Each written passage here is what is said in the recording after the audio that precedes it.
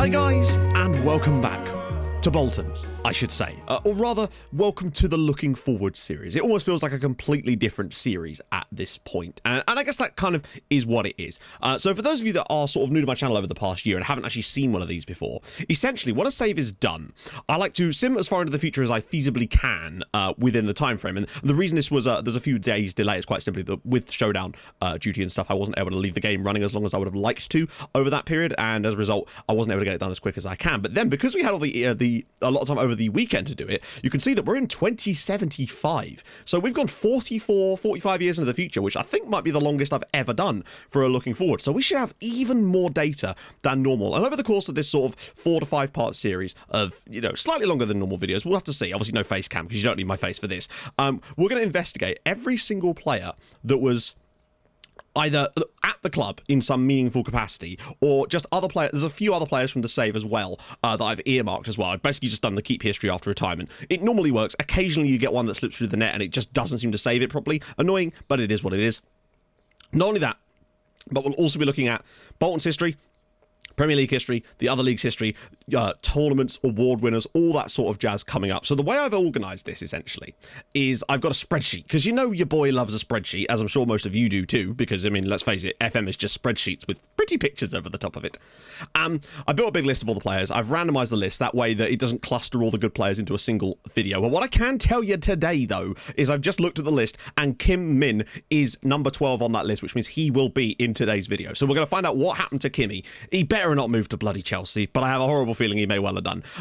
So you'll find out about that in today's episode. There is plenty of other names in there that you'll recognise, including O as well, which is a fascinating one, along with a few others in there too. So without further ado, I suppose we should probably get started with that. Actually, no, before I do that, I do just want to quickly thank new patrons as well, because I haven't had a chance to do that because we've not had a proper video for a little while. So Cave Puppet, thank you very much. Stephanos Messios with the upped pledge, thank you as well. Mountain Eagle with the new pledge, and Bert Bertsenson with the upped pledge. So thank you so much. That's amazing. I'm incredibly humbled and grateful for that. New series will be soon, but not immediate. So just bear with me on that one. With new databases and stuff, these things always take a little bit more time. But we were going to get on it, trust me, and it's going to be sick. Also, while we're on that topic, I need your opinion on who should be the manager for that next save. The next save obviously being Outcast to Icons, the Journeyman save. So yeah, who do you think should be the manager? Let me know in the comments, of course, and I will get a proper poll out for that after we've done this little series. Anyway, I thought we'd start on Carlo Ziega. I know exactly nothing that has happened in this save. Normally I see stuff. This time I just deliberately went straight to Carlo Ziega because I knew that he was number 1 on my list as far as the progression goes, which means that I know nothing about what would have happened in this save at all. Bolton could be Bolton could be the National League, and I would not know. I don't think they are somehow. That's usually things don't go off the rail quite as badly as that, but we're going to find out today. So, Carlo Ziega. Now, what a massive legend he was for a start. 250 appearances for Bolton. That's a lot. I might just shut the windows, actually. The birds are being bastard loud this morning. God damn. There I was, sat there thinking, oh, today we'll have no setup, it's fine, you can have the windows open, everything will be nice and cool. But then the birds are like, no, mate, we're going to turn this into a fucking Disney movie. Okay, cool. So moving on from that, Carlo Ziega. Oh, dear. The Ziega energy himself. What I'd say is, for Bolton, he only just conceded more than a goal a game, which for a goalkeeper is not bad, really, in the grand scheme of things. Wow, he did not do well at Burnley, did he? I mean, I can't remember how much I actually moved him to Burnley for, because unfortunately the limits are it's a bit limited in certain aspects of what you can see when players retire. I wish it was more detailed. I honestly do. In fact, let me just have a little look, see if there is any more information it will give you. Nope.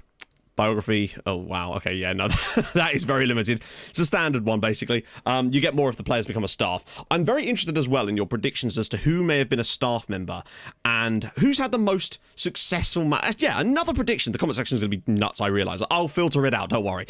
Who do you think is going to have had the longest and most illustrious career as a manager, I suppose? Let me know that in the comments too. It's nice to predict it now, that way we've got some data to compare it to later. So yeah, Carlo Ziega didn't play much for Burnley, eventually went to Nashville. Obviously 30-31 is the cutoff for where we finished our career at Bolton, so anything after that is, yeah, I mean, to be fair, Leyton Orient, bang, lots of appearances after he went there, and he kind of just settled into the non-league structure. Now, whether it was non-league or not, maybe Dulwich Hamlet got into the Football League by that point, I don't know. Eventually retired at the age of 36. He did get 2 caps for Croatia, and I feel like he deserves that just for his time there. He won one League 2, one League 1 with Bolton, and he also won League 2 with Leyton Orient. So, hey, a few little trophies in there for Carlo Ziega. Okay, so I finally found Ramon. You have no idea how difficult it is to find a player that's just called Ramon. My man is very obscure, it has to be said. So an interesting career for Rode. He did manage 3 caps for Brazil in the end, but only 50 appearances for Bolton over the course of 3 years. However, it looks like the club did still make a profit. And at the end of the day, isn't that the real quiz? £13.5 million Bolton paid for him, but they sold him to Fortuna Düsseldorf for £30 million. Did he? I mean, you can obviously see that he won our quadruple. I can't believe he won the quadruple there. Went to Fortuna Düsseldorf, was there for 9 years, it would seem. Did he actually win anything? It would appear not. And then he moved to RB Leipzig right at the end of his career, it would seem, and didn't make a single appearance. But, I mean, technically they won the Europa League, but, like, how much of an effect did man really have in that, to be honest? Though you can see these sort of results here. So, look, there you go. First bit of information that I didn't know. Bolton won the Carabao Cup the following season as well, including, they won the, wow, look at that for a year, though. Look at that. In a single season, they won the Carabao Cup, Premier League, FA Cup, UEFA Champions League, Community Shield, and they won the sextuple. That's right, isn't it? I mean, I guess, to be fair, that is still bloody impressive. They actually won everything even without me in charge. That's pretty sick. And then won another Carabao Cup with them before leaving not too long after that. So there we go. We know Bolton got a bit more success there, but Ramon sadly did not. I'm actually surprised. I thought he was better than that, to be honest. Bogdan Petrovic, 35-year-old Bogdan Petrovic, eventually retired. He only got 18 caps for Serbia. I'm going to be honest with you, that surprises the shit out of me. Do you remember what this guy's attributes look like? And it's a weird one because he doesn't appear to have stayed at Bolton too much longer, in all honesty. He joined us for £5 million. Yeah, won the FA Cup, obviously. He won all the stuff, essentially. But then he joined Monaco for £14 million. So, that, again, Bolton made a profit. And he had an okay goal-scoring record for Birmingham. That's a slip of the tongue. Birmingham and Monaco, basically the same place. Just take your yacht, pop it on the Bristol Road, it's all good. Yeah, I mean, solid-ish for them. But it clearly didn't last that long, really. And then, well, he went on loan to Villarreal. And I assume then he moved permanently to Zenit. Looking like it was on a free transfer as well. So let's just have a look at his honours. So lots of under-21 achievements there with Serbia. Some youth stuff for Red Star. Wow, okay, so, well, more information here. The Bolton won the Carabao Cup 3 years in a row. So they won it in 2031 with us, 2032, and then 2033 as well. I'll tell you what, right? One of the problems I always have when I leave clubs, I find on these saves, is that they tend to just drop off and barely win anything. The fact that Bolton have continued winning trophies, albeit I haven't seen any league trophies in there, so let's just not get ahead of ourselves, I suppose, but still. Well, he won the Coupe de France with Monaco in 2038 as well, but I expected more from Bogdan, really. Eventually finished his career at Ziega, went to Russia for a little bit. I'm very, very disappointed in what Bogdan Petrovic has achieved in his career, to be honest. I thought this guy was the second coming, to be honest, and I feel like maybe I massively overrated him compared to Leonardo Hernandez, who I don't know if we'd actually done what we did without Leo Hernandez. The work he did during Kim's absence was absolutely ridiculous. Right, Michel Miller. Not going to spend too long on him. He's a bit of a random one that actually only ever played one league game for us as it goes. But he was here at the club. Spent a lot of time on loan at Hull City from us. And then I think he must have eventually moved there permanently in the end, it would seem. Although sometimes you can't really tell. He's been all over the place, essentially. Still had a mother of Christ. What a career eventually. He found himself just by going back to Brazil, playing for Internacional, and I mean, look at that. Over 300 appearances for them. So fair play. Did he actually win anything? I assume not really, no. Nothing at all. Oh, Michel. Victor Bobson actually retired after 2 seasons at Bolton. Well, not 2 seasons at Bolton, but that was his last club. So that was an interesting one. Yeah. The weirdest thing about Bobson was that I found him while he was... Oh, no, wait, no, that was a loan spell to Real Zaragoza from Bolton. There was another player that I found while they were on loan or somewhere else. I think it might have even been Geraldo, actually, that was on loan at... It might have been Genoa. And then, yeah, I bought him from there. 5 caps in the end for Brazil and did manage to grab himself a goal. So that's fair enough for Victor Bobson. Did he win anything? Nope, he pretty much went out on loan the following season. I don't think he really played for us again after that period. So always expect there's going to be some glitches probably in here because this screen on previous FMs has been notoriously glitchy to the point where it will show stuff. It's been fine so far, but with Bologna it was a nightmare. So hopefully no players have gone into management so far either. So usually it's based on the high rep and we've not had any absolute game changes yet. So maybe that's what will do it. Next up though is a blast from the past. Graham Goldston, who eventually retired at the age of 34. Again, one of those players that I had high hopes for. You can never really tell. Because when you sign a player in the situation where we did sign Graham Golston, you always imagine that they're going to be better. Because think of like Neil Cross in the past, and players like that just they burst out the traps, and you're just like, okay, there's something here potentially, but they just never quite meet that as you grow and you sort of outgrow them. Eventually, another player that went to Hull City on a loan spell, I think it was, or was it actually? Yeah, I think it was, and then eventually went to Melbourne City on a free transfer, scored a few goals. He seems to have had a lovely time down under. Didn't get any caps for Wales in the end, and I mean, won the runners up there, promoted there, and also won the League One with Hull as well. I think he scored 4 in 14. It's not like a load of goals, is it? Not a particularly illustrious career for old Graham Golston, but he tried his best. Next up is Hassan Hussein. I thought this would be a fun one to have because he was a Bolton player briefly, and he's one of those players that to me was just of interest to the save. So let's see how this went for him essentially. So obviously he had a load of loan spells at various clubs: Celtic, Leicester, Celta Vigo, Porto, Bolton. Eventually did come back to Manchester United and actually did play a bit. But the question to me, yeah, there you go, is how much Spurs paid. Because Spurs got a pretty quality player there, £53 million.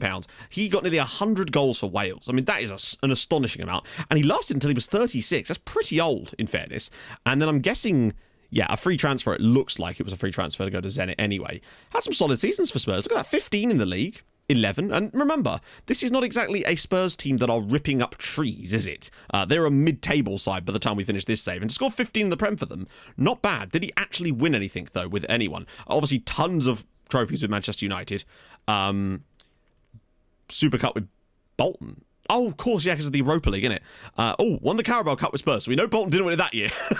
And Europa Conference League runners-up in 2039. So, okay, Spurs sort of pulled their asses back together a little bit there. But most of what he won was with Manchester United, although, obviously, this shows runners-up too, so maybe not. Henry Lawrence. This is a bit of a quick one here, but, didn't really go on to do much. Actually, no, that's not true. He had a lovely little holiday in Greece for 7 years, and you can't really argue with that.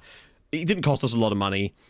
I mean, look at this. But Fulham actually managed to sell it for £7.5 million. So, in fairness, Fulham pulling out all the stonks on that one. I don't suppose there's much here. Won the Papa John's Trophy while he was at Chelsea. One promotion with Swansea, and then one promotion with us. Henry, he wasn't spectacular, was he? Let's face it. Gilney. Oh, no caps for Brazil. Not a huge surprise, but I'll tell you what, that is a surprise. He went to Manchester United. No, sorry. Hang on. Okay, whoa. He went on loan from Bolton to Manchester United. Okay, that's one of the weirdest loan deals I've seen on FM for a while. Why on earth did to give you an idea, Gilney wasn't good enough really to be anywhere near Bolton's starting 11. And yet, 3 or 4 years after we left, Man United were like, yeah, this is the guy that we need to fill out our midfield. That being said, 74 appearances for Bolton suggests that he made an awful lot more after I left. So, here's the last season we had. No. Most of his Bolton appearances actually were towards the start here. So this was the last season we had. Then he was at Zaragoza for a year, came back to Bolton, didn't play, came back, played a few games, went to Marseille, and then Man United, for some reason. Just completely incongruously went to Manchester United. Hey, fair one. Obviously, if you do spot anything in here, as far as like stats that I've missed, then absolutely drop those in the comments too. I'd love to see it, because I'm always going to miss stuff. He won some stuff with Bolton. No surprises there.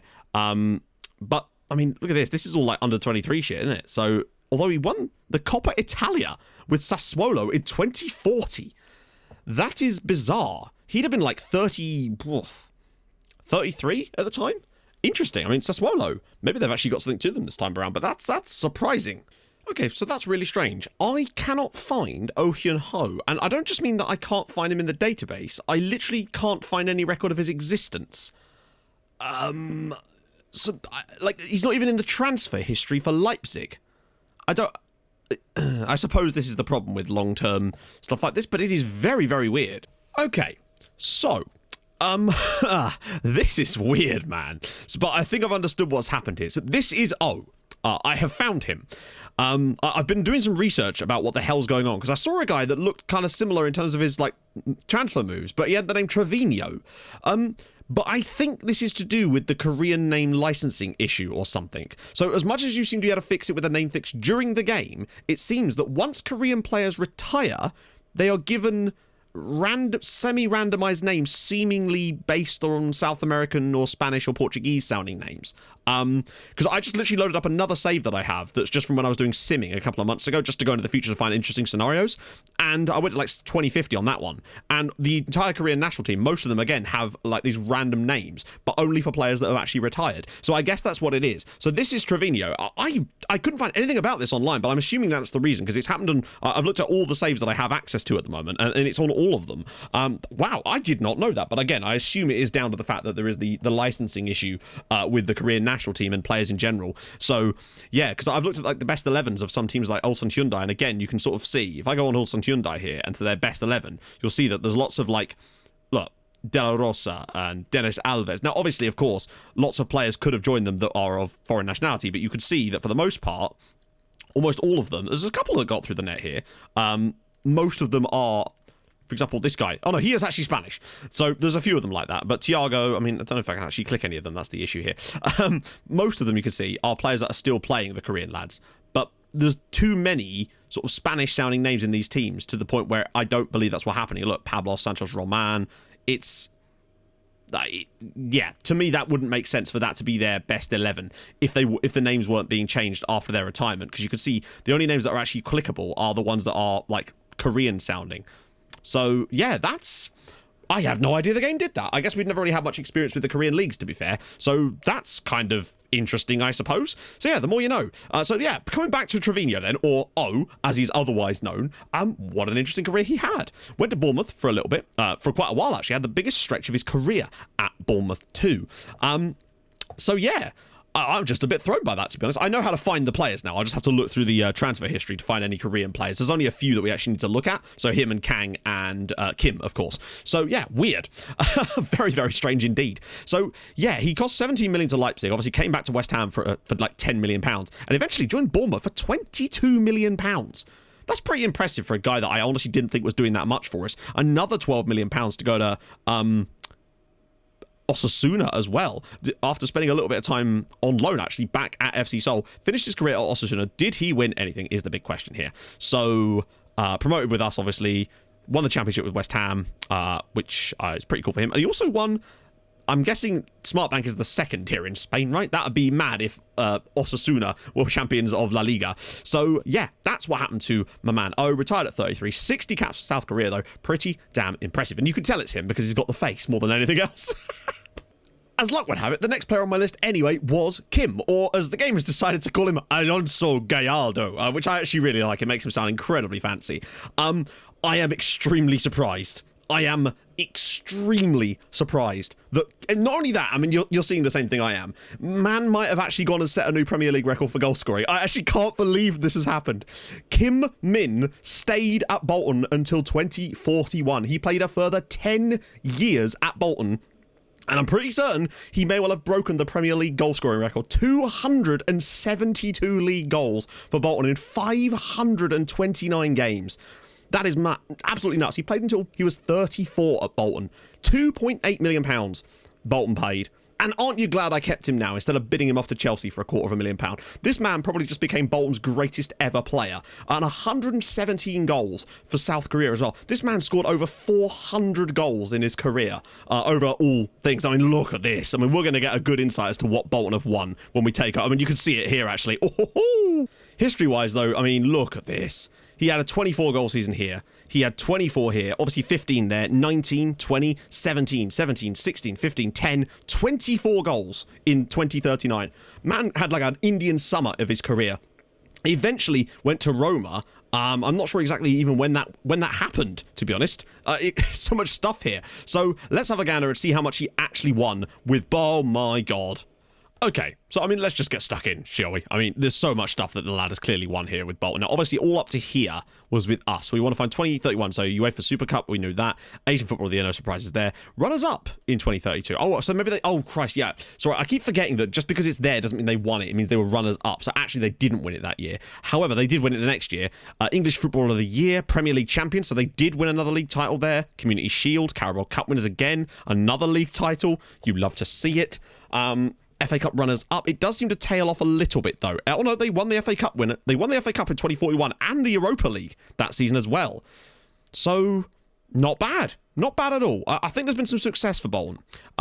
So, fair one. I should also stress with the whole random name thing, I had a little look, and it wasn't just like to do with players that were genning during when we were playing or anything like that. I looked, and there's players that are genned like 2040 and retired and still have the weird names. It's very interesting. It's quite. I assume it is just a way of dealing with the licensing issues. But goddamn, I've never actually seen that before, unless it's something new for 2021 to try and cover up that kind of stuff. Anyway, so yeah, that's Kim Minh. What a career the lad has had. I'll be very, very interested to see if he has broken the Premier League goal scoring record, or whether someone else might have broken it first or since, and he has no longer got the record. But we will definitely be checking that later in this series, let's put it that way for sure. That seems like a pretty sensible place to end the first video, basically, because I actually don't know anymore how long this is going to be, given that I've had to do a lot of research into what's going on with this, just to make sure that my game hasn't completely like just gone to shit. Basically, it was one of the weirdest things I've ever seen. So there we have it. Next episode, there is some pretty big names in here, including the likes of Demirant and Bala and all sorts of other big names in there too, and Davor Christensen as well. I'm very excited to see how many goals and caps he gets for the Faroe Islands. So all that and more coming up in the next video tomorrow. If you have enjoyed this and you're looking forward to more, drop a like, that'll be lovely. And I will see you guys tomorrow for more Looking Forward with Bolton. Hold your gun, Capybara. Thank you so much for watching. Bye-bye.